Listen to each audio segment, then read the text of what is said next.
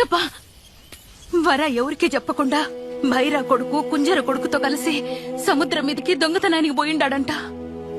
దేవరకి ఎదురెళ్తున్నారు సింగప్ప. నా పెనిమిటి దేవర గురించి నాకంటే మీకే బాగా తెలుసు.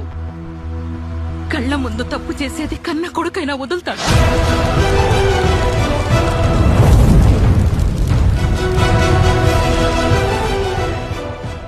నీ పెనిమిటి అందరిని వదిలిపెట్టి ఎప్పుడో పోయినాడు తల్లి. దేవరా మనల్ని ఇడిసిపెట్టి ఎప్పుడో చనిపోయినాడు. ఇన్నేళ్లుగా అందర్నీ సముద్రం మీద తప్పు చేయకుండా భయపెడతా ఉండేది నీ పెనిమిటి దేవర కాదు, నీ బిడ్డవరా.